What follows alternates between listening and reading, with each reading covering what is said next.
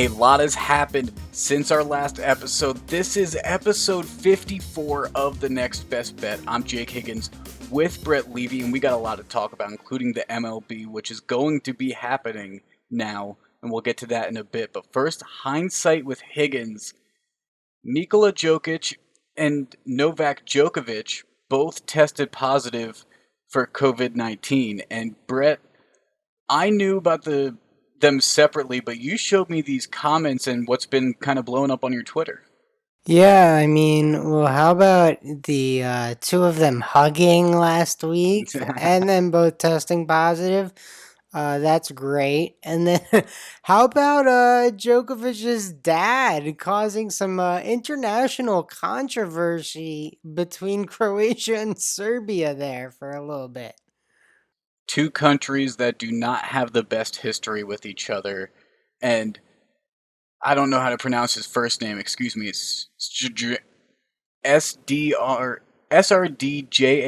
Djokovic. I can't pronounce that. I'm sorry. That's But he okay. said That's a Grigor tough came name. sick. He said Grigor came sick from who knows where, and so it happened. He caused great damage to you, Novak, in Croatia, and to us, a family, and Serbia. It's a hell of a quote. That is, I mean, I guess he's known in the tennis community as not the greatest person, but I don't know. He's definitely making quite a statement there. Well, that is a very highly contested topic to talk about, and I don't know enough to get further into that topic, to be honest. So let's get into Beginner's Boulevard, something we do know about, and talk about the bankroll. Total amount of money a bettor has to place on wagers. I mean, it's literally the amount of money that you're going to budget to gamble with. And we mentioned this last episode on episode 53 when we were talking about units. You typically want that to be a percentage of your bankroll, depending on how often you're going to be betting. Yep. It's important for bankroll management as a gambler to always have an idea of what you're betting. Typically, what 10% of your total bankroll you can make like for gambling, and then uh, I'd say it's specific. It's different with each person on what they can do with their budget, but Uh, some people do their unit as small as 2 to 5% of their bankroll. Some do it 10 to 20%. It's all on how much you frequently are putting into your bankroll, which we want to try to limit. To be honest, let's talk about it. We want to be winners, not constantly putting into the bankroll. But it also depends on how much you are taking from it. So bankroll management's important. yeah, no, definitely a good lesson to go over. But let's get into the MLB because, Brett, you and I were wrong. We were pessimistic, but baseball's back. Well, kind of. I mean, it came back from the dead, and then they didn't even give us a start date, so I'm not entirely sure. They're like, "Oh, baseball will be back on one of these few days," so we'll see. They said July 23rd or 24th, which is interesting because that's before the NBA or the NHL have either theirs planned. And the players are supposed to be reporting by July 1st, so we'll see how this all goes. But they're going to have the teams play at their home facilities, so that seems like a lot more risk of exposure, doesn't it? Yeah, I mean, New York was talking about shutting their borders down, so what happens if the Tampa Bay Rays have to come up and play the Yankees, or we can even do one of those cross interleague games where you have Miami versus Boston or something like that, and then that team's flying. Miami, Toronto. Miami, Toronto, that's an international border. I mean, baseball's got a lot to figure out, it feels like. So it's 60 games, 40 of which are within your own division. The other 20 are within the division of the opposite conference. So, for example, NL East and AL East. But that kind of makes it a little jaded when you're talking about a regular postseason that's not expanded when they're talking 10 teams, I believe, still.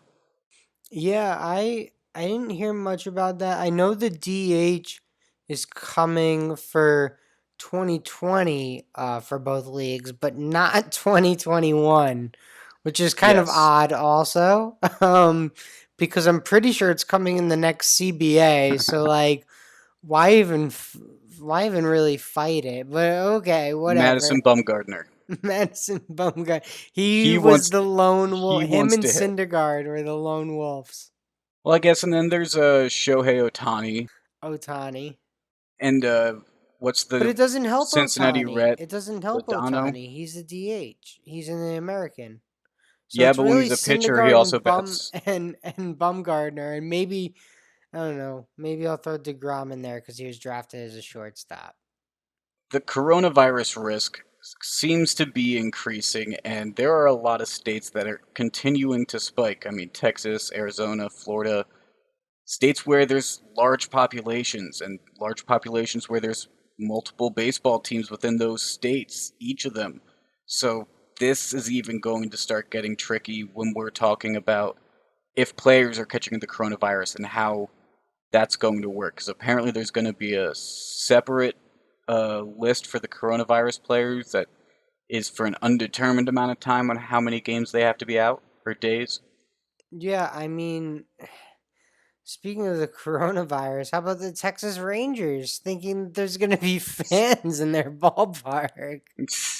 Or the Phillies, who have had four more test positive, which brings the team total to 12. That is alarming. That is 12. very alarming. And And that is just from what, uh, voluntary workouts, I guess, or just from them being out in out in public I at their mean, home. so I'm thinking, and again, it's tough. This is not an apples to apples comparison, right? But in the National Women's Soccer League, they kicked out the Orlando team because they had six positive tests. So they removed an entire team for six. Are we going to remove the Phillies? Like, I mean, This seems probably not. fragile. This seems fragile.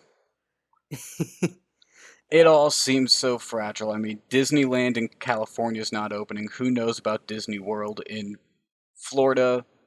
And the NBA is going on in there. Speaking of which, maybe we should transition to the NBA because there's a lot of talk going on with players and teams and who's going to be playing and who might be signed and who has roster spots to fill. And Brett, you wanted to break down a little bit here, so let's start off with the Lakers and Avery Bradley.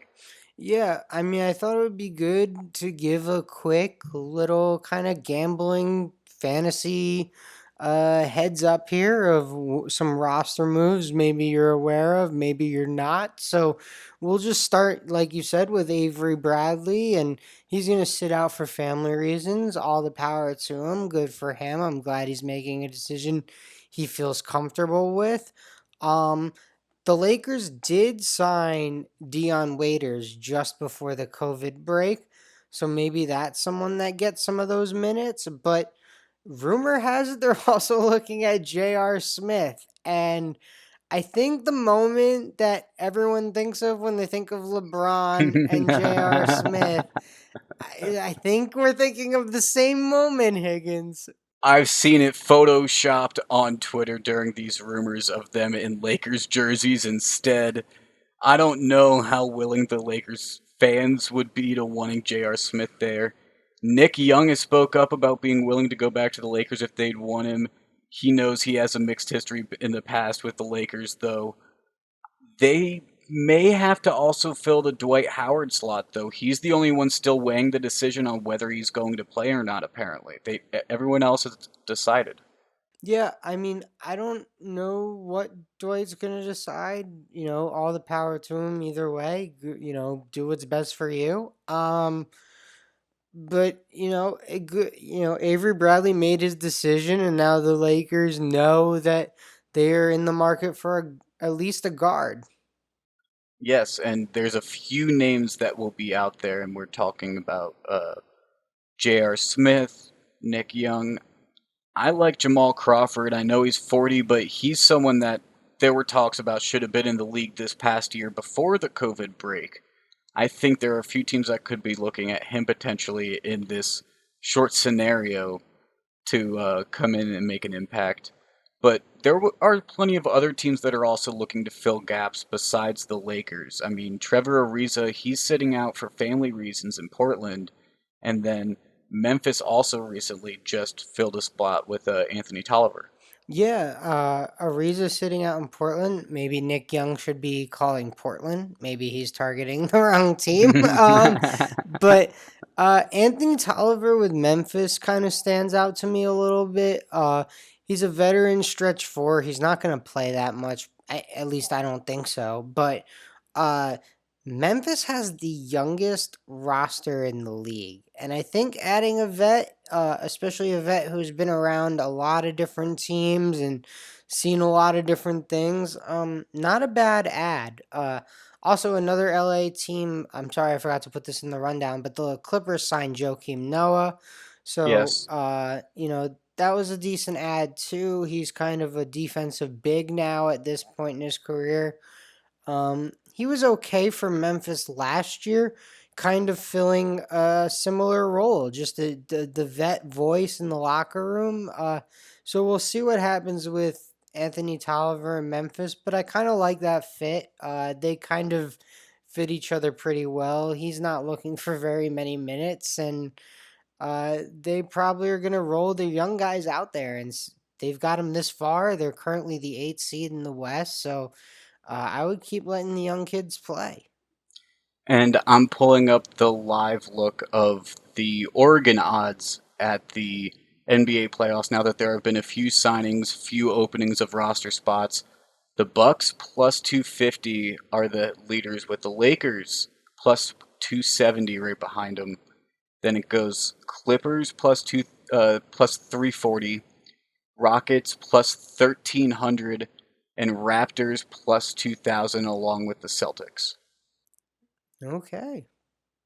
I'm not I'm still probably gonna roll smaller bets on some long shots. Like I Well, think that's it's a steep drop off after that top three. Like yeah. Rockets are good value, I'd say, at Yeah, plus thirteen hundred.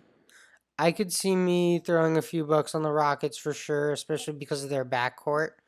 Mm-hmm. And with the time off, I really think it does benefit a guy like James Harden, a high minutes per game guy who has 3 months off really before he has to play in the playoffs. Like traditionally, he hasn't been so great in the playoffs, and I think the 3 months off will actually benefit him more than most players. And then right outside that top five, tied for seventh best odds, are the Denver Nuggets at plus 2500, along with the Philadelphia 76ers, which that's interesting with the recent news of Jokic to see where the Nuggets are landing right now. Yeah, I was gonna say stay away from the Nuggets until you get more word on that. But Absolutely. the Sixers again, they're another team. Ben Simmons was injured. Now he's coming back. Like maybe they had chemistry issues or whatever. I don't know what the hell their issues were, but Horford did not seem like a great fit in Philadelphia. But maybe talent just wins out, and their starting five is as good as any in the league. And so we'll see about that. But there's a few other things that we should note about the NBA. I mean, the Nets, they waived Theo Pinson, signed Tyler Johnson, and then San Antonio signed Tyler Zeller, who is going to fill the roster spot of LaMarcus Aldridge. Yeah, Aldridge had surgery during this whole COVID break, so he's gonna be out. So Tyler Zeller is going to San Antonio. It'll be interesting to see what the Spurs do. I'm not exactly sure how much Zeller will or won't play. They have some young bigs, so maybe they roll with those guys. The Nets waiving Theo Pinson was interesting because he was part of that bench mob that the Nets have with all the dancing. Yeah, Uh, and you would think in a bring your own energy atmosphere, someone like that would really be an asset to an organization. But uh, the that's a good Nets, point. the Nets did try and sign Tyler Johnson 4 years ago. They offered him a huge deal when he was a restricted free agent with Miami, and Miami decided to match. And Tyler Johnson, pretty good combo guard in the league, so maybe he adds some better depth for the Nets. But I like Theo Pinson's energy, man. I don't know. I think he's that would have helped at least a little bit. And then, Brett, here was another thing that I found interesting. Davis Bertans decided to sit out for Washington, and he caught a little bit of blowback. Evan Fournier from the Orlando Magic tweeted, "Seriously though, if you think it's okay to sit and watch your teammates play while you are perfectly healthy, it says a lot about you." And then the two shrugging emoji guys. And didn't mention Bertans by name, but he replies back on Twitter and goes, "If you don't care about the risks of playing in Orlando, then also next time tag me with your opinion about me." Simple as that. Oh, well, that's interesting. It certainly makes me interested. I'm grabbing my popcorn and I'm going to the Twitter feed and I'm going to see what happens next. But yeah, I mean, Davies Bertans definitely caught some flack. People are speculating that he may be doing it for free agency, which is now in October. He did tear an ACL. I want to say it was last season. So people are speculating that it may be for that. No, I'm not going to say anything about that. Like, I don't know. I hope he's doing it for COVID reasons and not for those reasons. And I trust that he is. Absolutely. But speaking of other COVID concerns or COVID cases, the Kings, Pacers, Nuggets, they've all had positive cases throughout this week. So even as the NBA is trying to ramp up, they're still in phase two, I believe it is. They're starting to catch some of this surge that is spiking throughout the 26 different states that have started to open back up. Yeah, I mean, it is it's definitely worrisome like your whole league is traveling to Florida. You know what I mean? Like you'd wish they were traveling where they weren't spiking. But here's the thing about Florida. 5 days later, they open right back up. The NHL, the Lightning, after having three players test positive, plus additional staff also having positive cases, last Wednesday, the Lightning, or sorry, that was on Saturday. The Lightning opened back up on Wednesday. 5 days later, they've opened back up, and it's like back to work again. Yeah, I don't know, man. I no comment. It's I don't know if you've been on TikTok much during this quarantine, but there's this guy that does impersonations of all the different states, and he Yeah. has this a recurring character of Florida, and he does a great Florida man. It's hysterical, and I this guy came to mind when I heard of the Lightning just opening right back up. It's just like, yep, that's what we do. Well, It's I Florida. bet the lady who was going viral right before we recorded this episode for her Parks and Rec like skit in Florida. Maybe she was in charge of the Lightning facility. I don't know. Well, thankfully, there are no cities in Florida that are on the hub city list that the NHL still has not come out with. We thought it was going to be about June 22nd. It is now June 24th as we are recording this. They're down to 6 cities now: Vegas, Chicago, LA, Edmonton, Toronto, and Vancouver. Well, But Higgins, I got bad news for you. Minneapolis is not on this list. Oh, I know. They've been cut out. They have been cut out. But I still got Vegas and Toronto. You do, and both of those look good because I saw when the MLB was talking about doing their proposal, they still have to submit their health and safety proposal to both the uh, Public Health Agency of Canada as well as the local health authorities in Ontario, which the NHL has done, but the MLB still needs to submit their plans for the Blue Jays. So obviously, they had to contact the federal and local for each of those three cities, Edmonton, Toronto, and Vancouver, that I mentioned. But I think it's starting to look like there's going to be one location in America, one location in Canada for the NHL.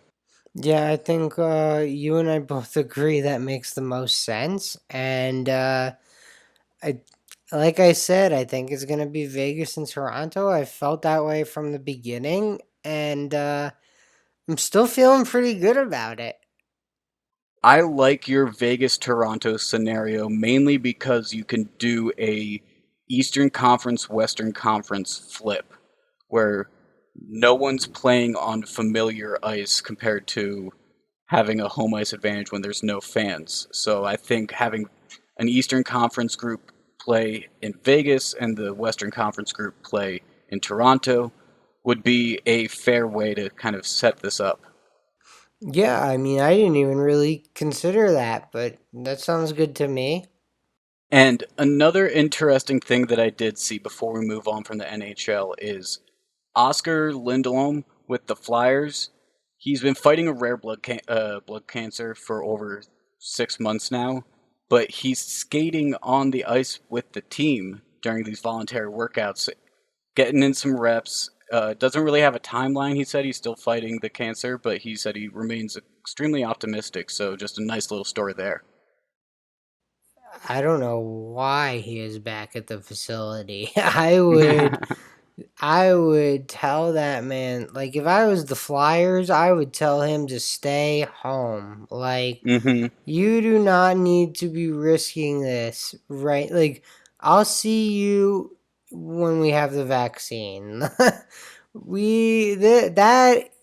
Higgins, that is mind blowing to me that you would invite a player battling cancer to your facility. It's voluntary workout, so it's no staff actually really involved. He decided to go there and skate and take some shots with the team. It was apparently very limited, but I agree, very risky, but it's his personal choice. For And sure. For sure. as a Flyers fan, I support it, if only for the. I don't want him to regularly go, I'd say, but for the one off and the moral support that it would give him in a sense, I appreciate it. Yeah, no, I support the player's right to do what the player wants to do.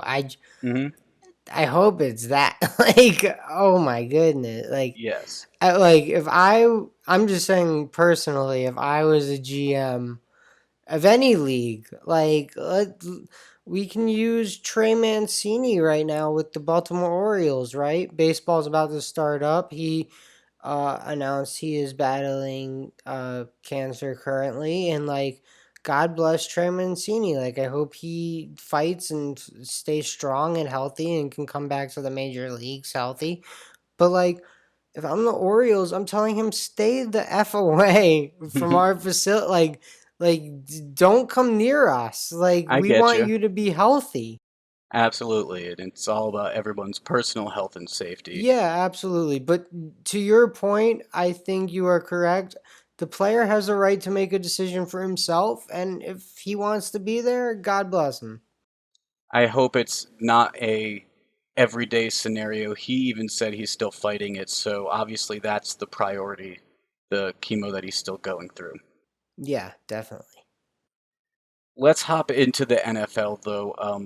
Some news about coronavirus. Ezekiel Elliott hopped on his Twitch stream, said he's feeling better. He had a mild fever and some coughs, he said, for a bit, but now he's feeling better. He's kind of concerned about how the NFL is going to handle all this, setting it's kind of very fluid and moving all around. And I agree. The NFL has the biggest rosters of any sport in America right now when we're talking about these big groups. So it's kind of going to be a different animal to tackle. Yeah, I mean, Sean McVay said similar things. Like, he was like, I don't know how this is gonna work. Like, I mean, literally, the name of the game is hit the guy in front of you. um, Yeah. How do this, you at all even practice as linemen, let alone the playing and everything? It's contact 24/7, whether you're practicing or playing. I mean, even when it's not player on player contact in practice, you're still running routes, hitting some pads or something. Like it's still physical and well, and around then people. you mentioned roster size, like, so then when you're not hitting people, you're in the gym with people, you're in your linebackers meeting, your quarterbacks meeting, your running backs meeting, your wide receivers meeting, then you go to your offense and defense meeting. Then if you're a wide receiver, maybe you're in a special teams meeting, like, and then you're in the locker room with all these guys. So football's got a lot to figure out. It's got probably no, hockey's got the most pads, but outside of hockey, it's probably got the most equipment. And it's a lot sterilizing to do. It's football's gonna have to figure a lot out. Now its advantage is it's only 1 day a week, so I guess it's got that going for them. And I guess one other thing that the NFL has going on is the Washington Redskins have recently pulled down their statue of George Preston Marshall, who's a previous owner on the Ring of Fame, and now they're taking him off the Ring of Fame. This is all because he was the last NFL owner to integrate his franchise. Yeah, and I think I saw that they're retiring Bobby Mitchell. Yeah, Bobby Mitchell's number 49. So that's good also. Bobby Mitchell was an important player in the Redskins' history, and it deserves to be up there. Maybe the Washington's franchise name will come next. Who knows? Yes, yeah, it is kind of, yeah, you're right. It is kind of ironic. Hopefully, that will also eventually change as well. But we will see. The NFL has a lot to figure out, a lot of moving parts going on still, so we will see where all those pieces land. One thing that is ongoing, though, PGA Tour, the Travelers Championship, starting on Thursday, going the next 4 days, and we've had 5 players withdraw, Brett. Yeah, I mean, I guess I don't know. I guess some did it precautionary reasons. Others, their caddies tested positive, and they obviously spend a lot of time touching the same clubs as their caddies. So smart for those players to withdraw as well. But some big names in that group, Higgins. Brooks Koepka, he's one where his caddy tested positive for coronavirus, and Brooks was very vocal about his decision to sit out and make the responsible choice, is what he was saying.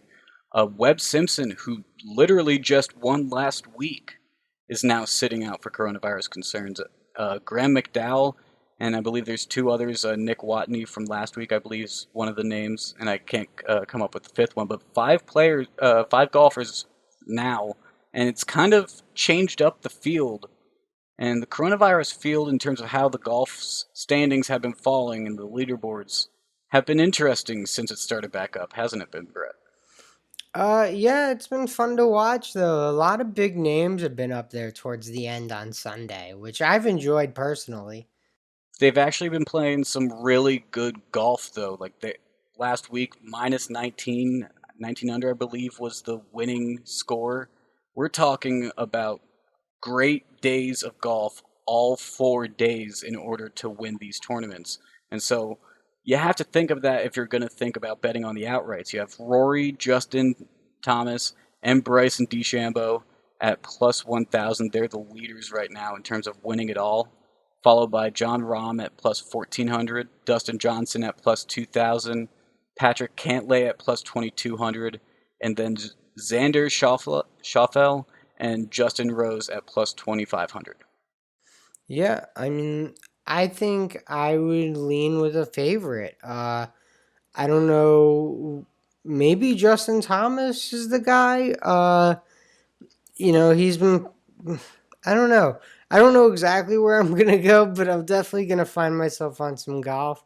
Uh, I do like the favorites this week. Like we said, like the top guys have been up near the top entering Sunday, and that's really all you can ask is a shot going into it on Sunday, and then you can kind of hedge your way out. I so far have two golf picks that I've made. I found one interesting one of Phil Mickelson to make the cut at minus 110. He's minus 125 to miss. So I find that just a little uh, interesting, peculiar, so I'm going to put a unit on that. And then plus 250, Bryson DeChambeau to finish in the top five. He's just been playing well.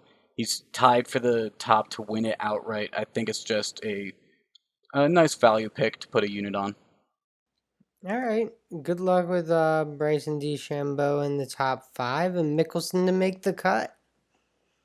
And I might end up being on some more golf, so make sure to check out our social media over the weekend as we will be posting our picks throughout the weekend. One of those that we might be posting about is UFC Fight Night that's going on again this weekend on Saturday, Brett. It's at the Apex facility again. 11 fights. I don't know. I'm probably going to tune in again. I've been more live betting this UFC, though, because a lot of these guys are kind of new or interesting, and I'm kind of learning about them day of and testing out the waters with some unfamiliar names. One person I'm considering, I wouldn't even call it a lean, I'm considering, though, uh, Kyle Dockhouse. He's 9-0, and he's won 8 of his by submission. So if I would pick someone, it would be him to win by submission in his fight. The only thing is, this is his first fight in the UFC. The guy that he's fighting has fought 3 fights in the UFC before, but isn't necessarily as skilled. He's already taken a loss in the UFC. So I think Dackhouse, there's a chance that he can come in and get a submission like he has throughout his MMA career. But I'm not confident enough yet to put the money down on it, but I thought I'd at least bring it up. Yeah, no, that's really interesting about Woodson and Dockhouse being undefeated. Definitely of note for me. I will have to go in and look at like things I normally look at, reach and weight and who's the bigger guy. But obviously, being undefeated, no one's beaten him yet professionally. So, why is tonight going to be different? Doghouse is fighting Brendan Allen, who is 14-3. He's actually won his last 3 fights in the UFC, 2 by submission and 1 by a knockout TKO. So it'll be interesting to see this middleweight fight between 6'2", 185 and 6'3", 185. They're pretty similar in size and strength, it looks like. Yeah. So maybe 14-3 versus 9-0. I mean that's pretty even, but yeah, I think you're probably handicapping it right, leaning to the undefeated guy. Well, if both of them have won by submission recently, they could both go for it, and if they're both going for a submission, one of them will probably get it. Fair point. But let's jump into NASCAR now, because NASCAR is back in my old stomping grounds where I grew up in the Poconos. It's at the Pocono Raceway, the Tricky Triangle, and we've got a twofer. We do two races this weekend after a very powerful weekend down at was it Talladega? I think it was. Talladega. It was Yeah, down in Talladega. so obviously kind of a best case scenario there, I guess, with the whole new situation. It ended up not being a attack Yes. on Bubba Wallace, but still a noose nonetheless. So concerning incident, I'm glad we had the moment we did during the race on Monday. It was very powerful, and I think it made a really strong impact across the sports community. And I look forward to the two races this weekend at Pocono. And we have some early odds for Saturday. Sunday's odds will be affected by Saturday's race, so it'll all be nicely tied together. Yes, and something to take note with how Pocono has fallen the last few times in past. In fact, the past 5 times, Joe Gibbs Racing has won. Kyle Busch 3 times, Denny Hamlin once, and Martin Truex Jr. once. And the only person to win last before that was Ryan Blaney, who just won at Talladega. So interesting names of note to consider, and the tricky triangle is unique because it's literally a triangle. It's only got 3 turns. It's a bit shorter of a track. It's the Pocono 325, so this one is going to be even shorter. We'll see how the polling positions end up affecting that. Yeah, and Ryan Blaney note, that's a pretty good one, especially because he was pretty good last week. Just a nose better than whoever came in second. How about the guy coming across in third sideways? That was That incredible. finish His was bumper, amazing at his Talladega bump, yeah, the third place finisher, his bumper got him third place, his rear by a few bumper. inches. Oh, that was great. It was a very entertaining race. I recommend tuning into the NASCAR race this weekend, either one at Pocono, because typically the racers love it at Pocono because it's a different style track than what they're used to racing. It's a bit smaller, it's a bit tighter, not as wide as, say, a speedway at Talladega, so especially hopping from something there where you can get 4, 5 wide, depending on where you are on the track, to Pocono, where you can not get nearly that many cars wide. It'll be a much different race, a much different styled race, I'd say. So, as someone that grew up in Pocono, like, is it normal that the two Pocono races are back to back, or what do they normally do with that? So normally it's like NASCAR and a different cup and a different style race all in one week, and then they go to somewhere else and they come back a week or two later. Oh, Pocono okay. typically hosts 2 different races, Yeah, they normally but they host do it two. a week or two, sometimes 3 apart. It just depends on the year. Okay, I didn't And know it's if it really was annoying for normally. traffic purposes So I because wonder. Poconos are not set up well for that. Yeah, no, I just wonder the back to back, like what the reason is for it, versus like if it was normal or what. So, but I'm sure NASCAR has a good reason for it. Well, they said last week NASCAR's officially halfway through their calendar, and I think they kind of want to limit travel and get through their season with coronavirus concerns.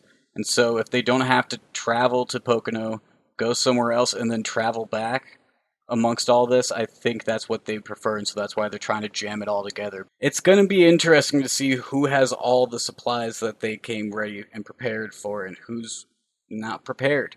I mean, there's lots to learn about back-to-back NASCAR days. Yeah, I mean maybe Joe Gibbs Racing will be most well prepared. They probably have a few semi trucks stopped in Pocono, I would imagine. Yeah, they're probably ready for this weekend. They're thinking this is where we shine. As we get closer to Saturday, we'll put out our NASCAR picks on our social media, along with maybe some Sunday NASCAR bets as well, depending on how we do on Saturday. Make sure to follow us on Twitter at NBBPod, our Instagram page at Next Best Bet, and on our Facebook page, the Next Best Bet Facebook page. We'll also have a YouTube channel that you should check it out. Maybe subscribe. It's the Next Best Bet YouTube page. Yep, it's the Next Best Bet YouTube page. Yep, you know it. All right.